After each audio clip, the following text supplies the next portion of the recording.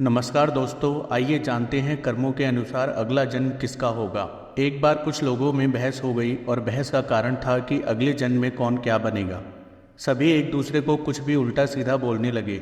उनमें एक आदमी समझदार था। उस आदमी ने कहा, अगर सच जानना है कि अगले जन्म में क्या बनोगे तो चलो मैं तुम्हें एक ज्ञानी बाबा से मिलाता हूँ। तो सभी लोग ज्ञानी बाबा के पास गए और अपने आने का कारण बताया। ज्ञानी बाबा ने उन्हें एक पुस्तक दिखाई जिसका नाम था गरुड़ पुराण, जो हिंदू धर्म में एक महत्वपूर्ण पुराण माना जाता है।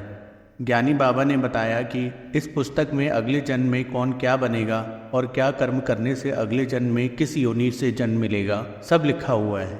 ज्ञानी बाबा ने बताते हुए कहा, कई लोग इस जन्म में इंसान बनने के बावजूद भी शारीरिक कमियों के साथ जन्म लेते हैं, जैसे कि कोई अंधा होता है या कोई लंगड़ा होता है या किसी भी तरह का शारीरिक विकार होता है। तो यह भी सब इंसान के कर्मों के हिसाब से ही मिलता है। ज्ञानी बाबा ने बताते हुए कहा, जो भी इंसान अपने माता पिता को दुखी करता है, उन्हें हमेशा दुख देता है या अपने भाई बहनों को भी दुख पहुंचाता है, उसे कछुए का जन्म मिलता है।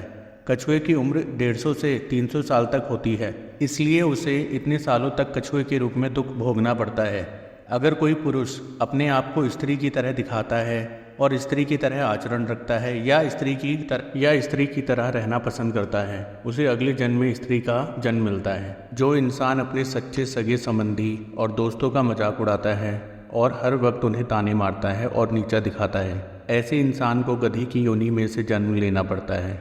जो इंसान धर्म ग्रंथ और पुराणों का मजाक उड़ाता है, उनका विरोध करता है, इन्हें नहीं मानता और दूसरों को भी करने से रोकता है, ऐसा इंसान कुत्ते की योनि में जन्म लेता है। ऐसे लोग जो अपने आप को बहुत चालाक समझते हैं और चालाकी से ही सारे काम करते हैं, जैसे कि दूसरों से अपना काम निकलवाना, उन्हें धोखा देना और किसी के काम ना आना, सिर्फ अपने काम को निकलवाना, ऐसे लोग नर्क में दुख भोगकर उल्लू की योनि से जन्म लेते हैं। जो इंसान पराई स्त्री पर बुरी नज़र डालता है और गलत काम करता है, ऐसे इंसान को नर्क में बहुत दुख झेलना पड़ता है।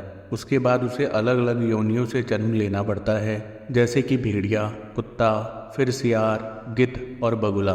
उसके बाद उसके कर्मों के अनुसार उसे दुख भोगकर नया जन्म मिलता है।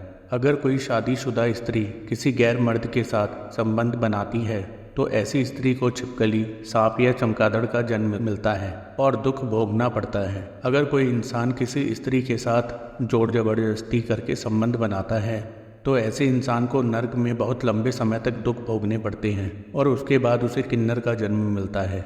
जो इंसान स्त्री की हत्या, गाय की हत्या और गर्भपात करता है, वह इंसान अगले जन्म में शारीरिक विकार और कुबड़े के रूप में जन्म लेता है, चाहे वह जन्म किसी का भी हो। गरुड़ पुराण के अनुसार ज्ञानी बाबा ने लोगों को बहुत सारे जन्मों और कर्मों के बारे में बताया। तब कुछ लोगों ने कहा, हे बाबा, अगर हमें नर्क में जाकर भी कर्म के फल भोगने पड़ते हैं तो हमें दूसरे जन्म में दुख क्यों भोगने पड़ते हैं। तो ज्ञानी बाबा ने बताया, कुछ ऐसे कर्म होते हैं जिनका पाप बहुत बड़ा होता है और जिनकी सजा भी बहुत बड़ी होती है। इस प्रकार से सजा भी लंबी होती है, जैसे कि नर्क में फल भोगने के बाद दूसरे जन्म में कर्म का फल भोगना पड़ता है। फिर कुछ लोगों ने कहा कि अगर हमें इस जन्म और मरण के चक्र से निकलना हो तो क्या करना चाहिए। तो बाबा ने कहा, गरुड़ पुराण के अनुसार हमें अच्छे कर्मों का ध्यान देना चाहिए, भगवान की पूजा करनी चाहिए, सेवा करनी चाहिए, गरीबों की सहायता और निष्काम होकर अच्छे कर्मों को करना चाहिए और भगवान का हमेशा नाम लेते रहना चाहिए। इससे हमारे कर्म अच्छे होते हैं और अगर हमने पहले कोई भी ऐसे कर्म किए हैं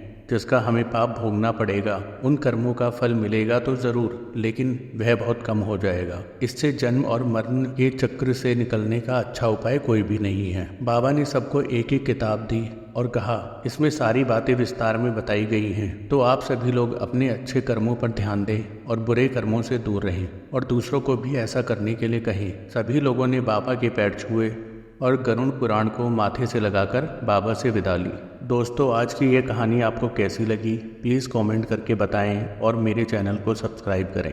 धन्यवाद।